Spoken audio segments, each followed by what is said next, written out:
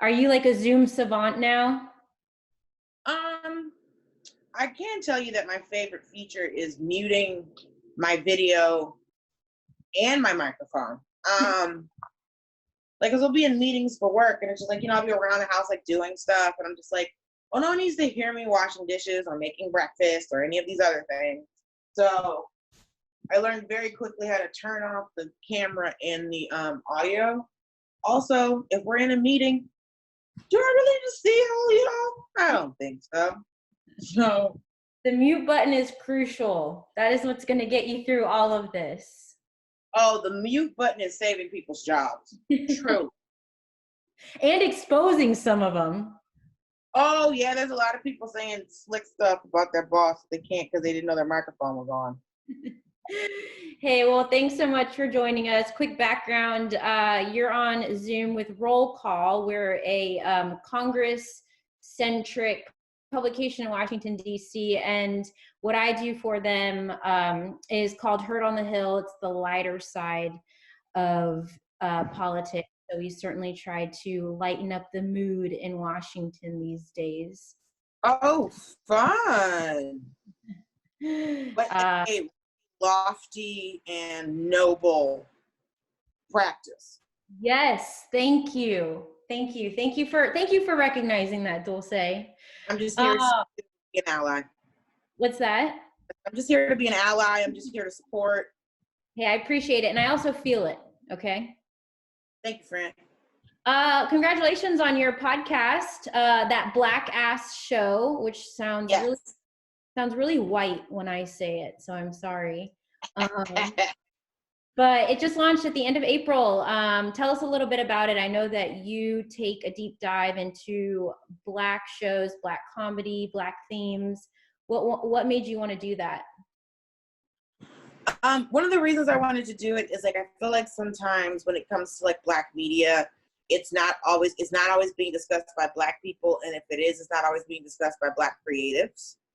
So I wanted to talk to comics and actors and writers, and performers and actors, and just like get their opinion on these shows, because like with the interview I did with Derek Gaines, he was saying that like he talked about Martin because Martin was significant for him, because he remembers as a little boy, like that was the loudest and hardest he'd ever heard his mother laugh, and he's like, I gotta figure out how to do this. Like people, so that really influenced him as a person and influenced him to want to become a comic and become an actor and become a great comic, because just something as simple as just seeing his mother enjoying herself and, hearing about people talking about it and everyone loving the show so much and him loving it so much, it influenced his entire life. And do you find yourself refamiliarizing yourself with these shows in a different way through these conversations that you're having? Well, yes, and it's also refamiliarizing myself as watching them as an adult.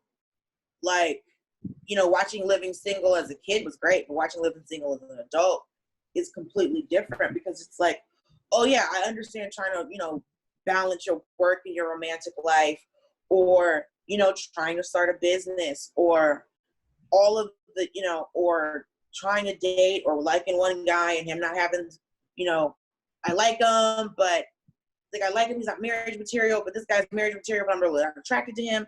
So there's like all of these things that as a child I didn't understand fully. Yeah. And as an adult watching them, you're like, yeah, I dated a guy like that. He was nice, but couldn't marry that dude. My kids would have been ugly. So, watching an adult has really had a different impact on me. And, in your comedy, you've talked about the struggles of being a Black woman. Have those struggles changed at all as a celebrity? One, I'm not a celebrity. I'm someone on TV. Because like when I think celebrity, it's like I did something with, like I did a charity event with Will Smith. Will Smith's a celebrity. He came in, no one paid attention to anything else that I was saying, hosting the show. And we were in Times Square. Nobody could function. He was mobbed. That is a celebrity. Me, I'm on TV. Because if I walk into a restaurant still waiting for a table. You Don't sell understand? yourself short. You got a few followers on Twitter, okay? I've got a few followers on Twitter. You know, I've got followers on social media. But again, when I go back home to Atlanta, I'm still waiting for a table wherever I go. You know, so I'm not walking in just like, yes, give me your finest. No, it's how many? Right. So, but also it's those struggles don't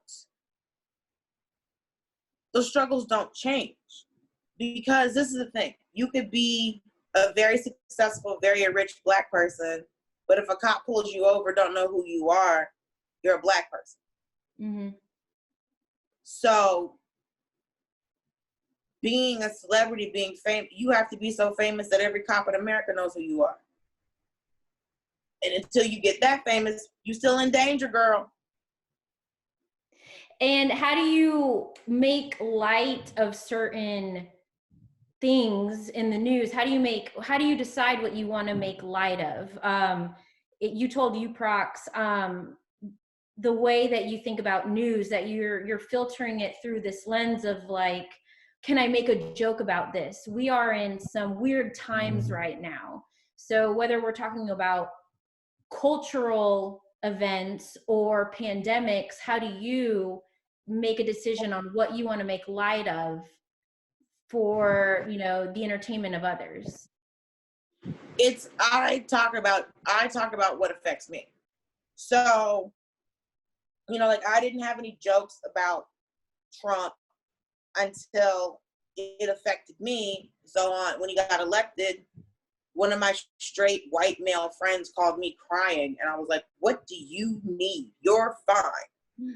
And he's like, I didn't know that this was going to happen. I was like, I definitely knew this was going to happen. People hated Hillary Clinton. And he was like, I didn't know America was so racist. And I was like, where you been? You've been here the whole time, sir. And then, and it was like, the best part of Trump getting elected is now, because of the Electoral College, we had a color-coded map for racism. Like, all right, oh, you didn't know that Pennsylvania was as racist as Mississippi? Take a look at this map. And so, and I did that joke, for the first probably year, 2 years he was elected. I'm like, all right, we're coming up to another election. I can't do this joke anymore. But I talk about things that affect me because people are spending a lot of time telling comics that what do you think your responsibility is in the age of Trump? Or, has Trump given you, a lot of material? Trump has given The Daily Show a lot of material. Trump has given political shows a lot of material. Yeah. I'm a regular person. I could probably never meet Donald Trump, but I do have to deal with the daily experience of being a Black person in America. So, like, Trump's not going to be following me through a store, but a security guard is. So I mainly talk about the things that affect me, influenced me, things that I think about, because that's the only perspective I can write from, is how I walk in nature. So I'm not a comic who sits down and goes, okay, everybody's talking about this week. Let me figure this out. Because the problem is, when you write, like, if you're a comic who writes a lot of topical material, you have to write a lot. And with the news cycle being because now the news cycle is 24 hours and there's a new thing coming out you literally have to write new jokes every single day, because every day things change. So I try to stick to things that, if I end up being on, like with my Conan set, it'll still work if you watch it 2, 3, 5 years later. I do talk about things that are topical, but if it's topical, it's something that affects me, because that's the only perspective I can write from. Would you say it's sort of a coping mechanism for you? No. Why would you even ask me that? Comedy is a coping mechanism for, comedians. It's an outlet. It's a way to create light in a situation. That's all I meant by that. No, that's not what comedy is. No. You've misunderstood the entire genre. Well, for some comedians there are some comedians that is what they do, but most comedians are comedians because they're performers. I don't get on stage because something traumatic happened to me and I have to figure this out. There's a lot of, there are comics that do that, and they're the ones that are talking the loudest about it. Right.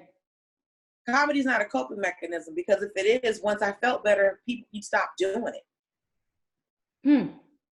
That's a good way. So it's not a mechanism. I'm a performer. I decided to become an actor when I was 6, and then I started doing stand-up in 2009, and it was another way for me to perform.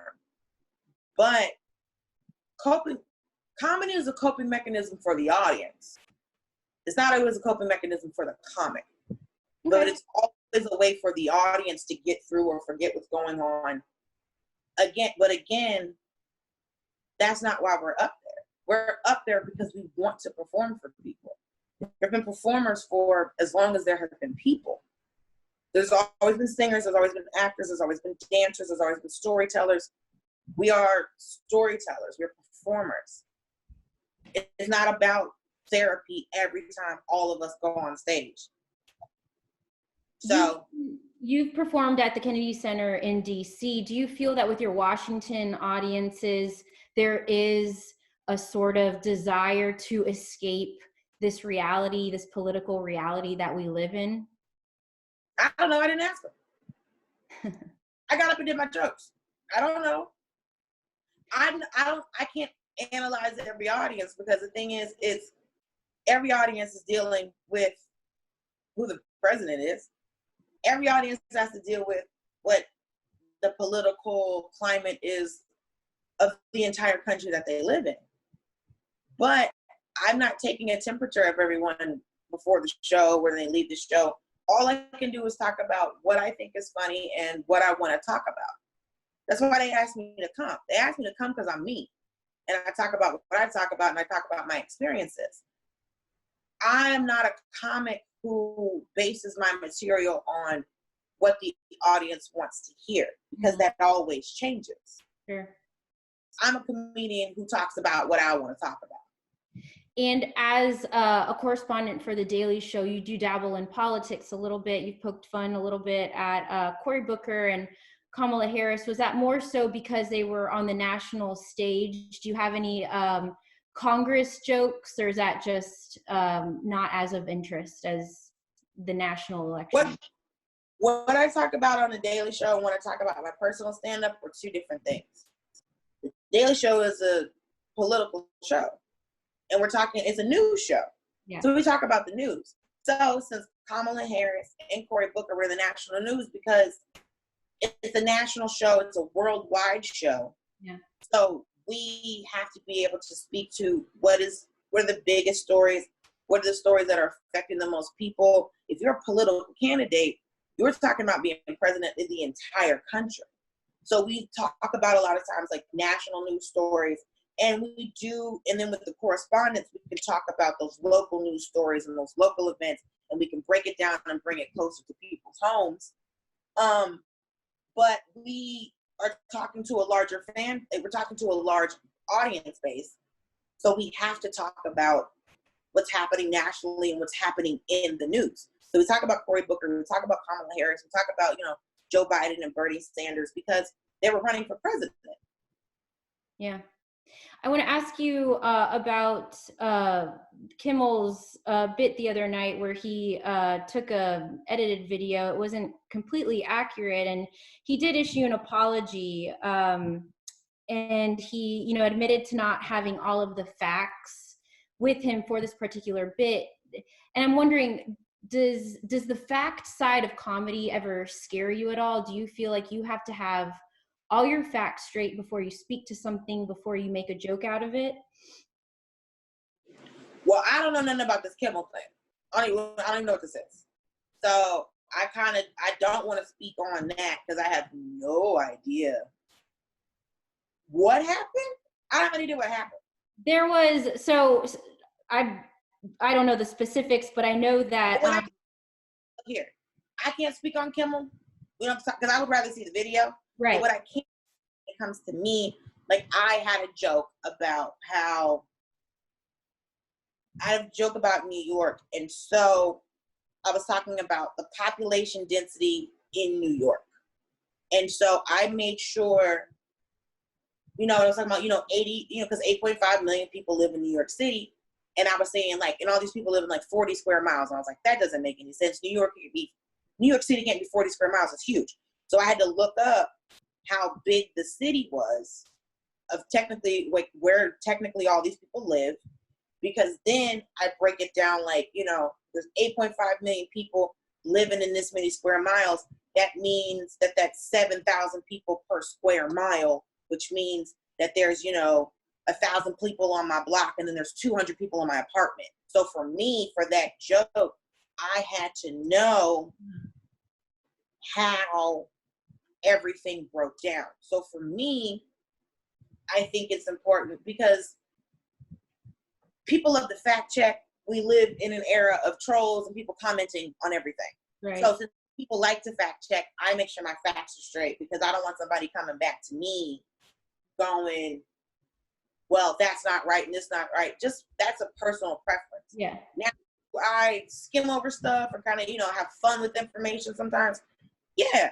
But if I get something wrong, I'll also go, okay, y'all, no. Somebody let me fix this. Mm-hmm. Because, you know, there's absurdity and then there's just false. Right. And isn't it part of the art form though? It's, you know, you're not a journalist in the sense that you are giving people facts, you are making light of situations. And that's part of the art form, where you don't have to be held accountable for correct and accurate numbers. You're just making a joke out of something. Yeah, a lot of times, you know, it's because I also have a joke where I go, you know, if the Lord ever sees fit to bless me with a dragon, I'm burning New York down. Like, Jesus loves me, but I'm never going to get a fictional creature to destroy a city. So, you know, there's a way that you can play on the reality and the, you know, reality of situations and kind of flip them. So we all have to live in the world where the sky is blue and the grass is green. So there's just certain things that we don't, because you have to establish a commonality with people. And it's like, we have a shared experience, and then let me play off of this shared experience. So how other people feel about facts, I mean, we've also have somebody who has coined the term fake news, and now people will not believe anything that is presented in front of their eyes if they don't want to believe it.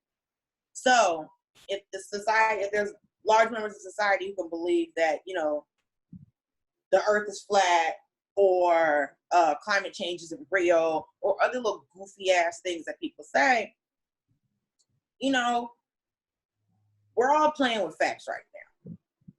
And that's just the campaign we're on right now. Dulcé, what's next for you? What are you working on? I'm working on the podcast, and then I am working on a cartoon for Fox called The Great North. It's from the studio that does Bob's Burgers. So I'm working on that right now. Wait for that to come out, and then just still working on the show. Can you give us a peek at some of the shows that you're going to be talking about on your podcast? I have an episode with Thea Vidal coming out tomorrow from the show Thea. She's still a touring comic. We've talked about the show Girlfriends. We've talked about the Jeffersons. We talked about an amazing mockumentary called CB4 with Ron Funches. So, you know, we're just lining up some really fun interviews with some of my favorite creators. You know, me and Ashley Nicole Black talked about Black Lady Sketch Show and Scandal, which we both love that show. Yeah. You guys have fun on that show. You guys have fun. On the podcast? Yeah. Yeah, because most of the people I'm interviewing, I'm actually friends with. Yeah. So, you know, I mean, I hadn't really met Thea, you know, and Justin Simeon talks about, he talks about Dear White People, and he talks about his movie Bad Hair that's coming out. And I didn't know him, but, you know, it was still, you know, we still had fun in the interview. Because again, you know, we have a shared background, shared experience. Because I think with me being a performer and being a creator and being a creative, you know, I get to ask questions to other creatives because I understand their perspective and their experience. Well, thank you so much for your time today, Dulcé. We hope that you stay well and healthy. You too. Thank you. Sure. And we look forward to seeing what you create next. Thank you so much. Thanks. Have a good one. You too. Bye-bye. Bye.